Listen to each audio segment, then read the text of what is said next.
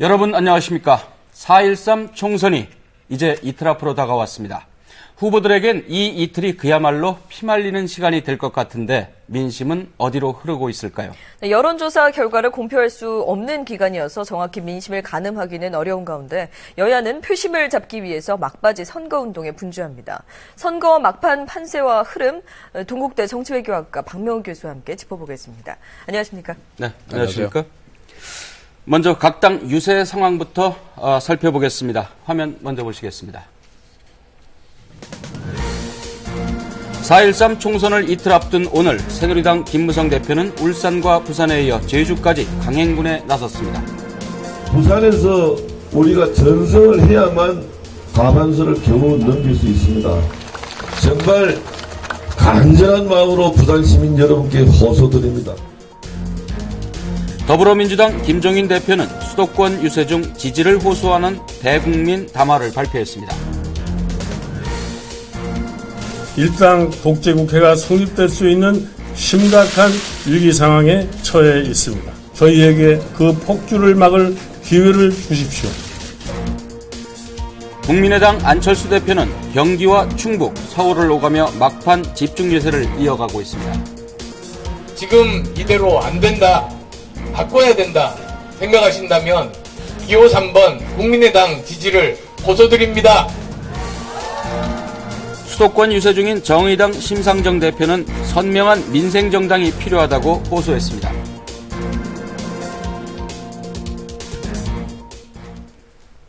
네, 어제 울산에서 이제 하룻밤을 보냈던 이 김무성 새누리당 대표가 오늘은 이제 부산에 이제 지원 유세를 했어요. 네.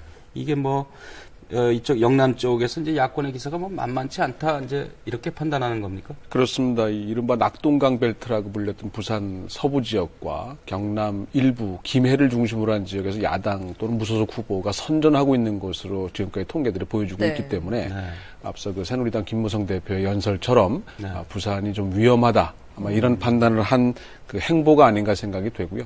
이번 선거에서 지역주의가 이제 균열을 좀 보이느냐 아니면 기존의 어떤 패턴을 계속 유지하느냐가 또 하나의 그 관전 포인트이기 때문에 주목되는 부분이 아닌가 생각이 됩니다. 네, 대구 지역에 또 무소속 후보들이 기자회견을 갖기도 했죠. 유승민 의원을 포함해서. 그렇습니다. 더불어민주당 김종인 대표는 오늘 대국민 담화까지 발표를 했습니다. 그만큼 좀 급하다고 느끼는 거죠. 제일 곤혹스러운 위치에 처한 정당이 아닐까 생각이 됩니다. 호남에서의 지금 민주당과 이제 국민의당과 이제 경쟁에서 약간 좀 밀리는 기세를 보이는 걸로 알려져 있고 또 수도권에서 이제 인력 다야 구도에 따른 새누리당의 어부지리 가능성이 높아지면서 더민주 쪽이 좀 조급해진 것이 아닌가 따라서 어떤 위기감의 발로가 아닌가 생각이 됩니다.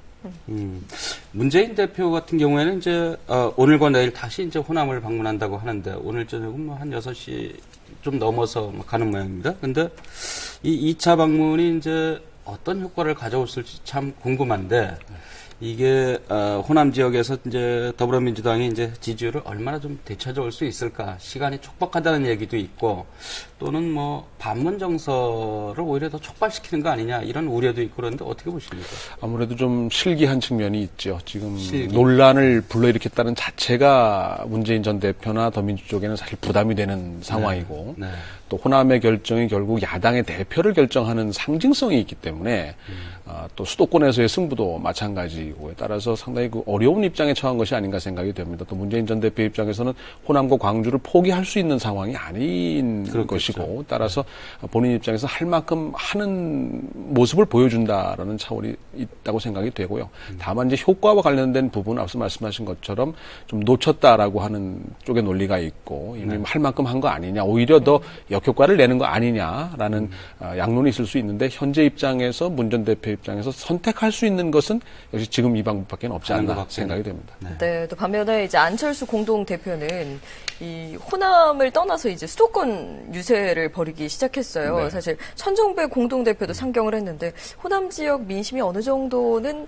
확보가 됐다고 생각해서 이제 수도권에 집중하는 겁니다. 그렇죠. 자신감의 일부 표현이 아닌가 생각이 됩니다. 따라서 수도권에서 사실 지역 후보 중에 당선 가능성이 있는 후보들을 지원한다는 명목이지만 실질적으로는 수도권에서의 이제 지역구 후보 말고 비례대표 후보 쪽에 득표율을 좀 제고시키는 데 초점을 두고 있는 것이 아닌가. 특히 여야 공천 내용 등에 따른 실망한 유권자들이 상당히 존재하고 있기 때문에 이들을 흡수하려는 전략이 이제 수도권 쪽에 집중하는 것이 아닌가 생각이 되고요. 천정배 전 공동대표까지 상경한 것을 보면 호남 접수를 마무리했다라는 어떤 표현이 아닌가 생각이 됩니다. 네. 이런 가운데 이제 4.13 총선을 앞두고 지난주 금요일 그리고 주말인 토요일 날 사전 투표가 이제 진행이 됐는데 이 사전 투표제가 도입되고 나서 역대 최고라 그래요. 12.19%. 네. 네. 어떻게 보십니까? 그렇습니다. 총선에 전국 단위 총선에 적용되기는 처음인데요. 앞선 결과들보다는 좀 상향됐고 따라서 역대 최고를 기록을 했는데 이 부분에 대해서도 사실 양론이 좀 있습니다. 네. 어차피 투표할 사람들이 미리 한 것이냐, 그러니까 미리 땡겨서 한 아니면 투표할 수 있는 날 못할 거기 때문에 했느냐. 이제 뒤에 사람들이 좀 늘어나면 투표율 상승 효과가 좀 있지 않나 생각이 네, 지금 들고요. 시도별 투표율도 보여드리고 있는데요. 전남이 18.85%로 가장 높고요. 부산과 대구는 투표율이 좀 낮아 보입니다. 이 부분은 아무래도 그 호남에서의 두 야당 간의 치열한 경쟁이 좀 반영되지 않았나 생각이 되고요. 대구와 부산의 경우에는 상대적으로 새누리당에 대한 실망감이 일부 반영이 돼서 이런 그 지역별 차이가 발생한 것이 아닌가 생각이 됩니다. 네. 네. 자, 이제 이렇게 선거운동이 막바지에 이르면서 이제 각 당이 자체적으로 분석한 판세 분석 결과를 내놨는데요. 저희가 영상으로 준비를 해봤습니다. 새누리당은 과반 의석에 조금 못 미치는 145석 전후를 전망했습니다.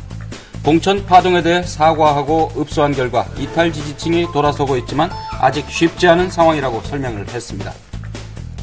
더민주는 비례대표를 포함해 100석도 어려운 상황이라고 판단하고 있습니다. 야권 분열로 새누리당이 최대 180석까지 가져갈 수 있다며 거대 여당 출현이 임박했다는 말로 경계심을 높였습니다. 국민의당은 비례대표를 포함해 35석을 전망하면서 최대 40석까지도 가능하다는 분석을 내놨습니다. 호남에서의 지지세가 수도권으로 확산되고 있고 새누리당과 더민주에 실망한 유권자들이 제3당으로 결집하고 있다고 주장했습니다. 정의당은 지역구 4곳에서 선전하고 있고 견고한 정당 지지율을 바탕으로 두 자릿수 의석 확보가 가능하다고 주장했습니다. 이 새누리당 같은 경우에 이제 닷새 전에는 뭐 135석도 어렵다 이제 이랬었는데 이번에는 145석이에요. 그래도 뭐 과반은 안 된다고 하면서도 좀 늘어났는데 상황이 좀 나아졌다고 판단을 한 겁니다. 145석이면 이제 과반에 6석 정도 모자라는 상황인데 좀 현실화하는 것이 아닌가 생각이 됩니다. 기본적으로 새누리당이 유리한 정치 지형과 구도 속에서 선거가 계속 진행돼 왔기 때문에 기본적으로 일단 과반 전후에서 출발한다고 봐야 되고요.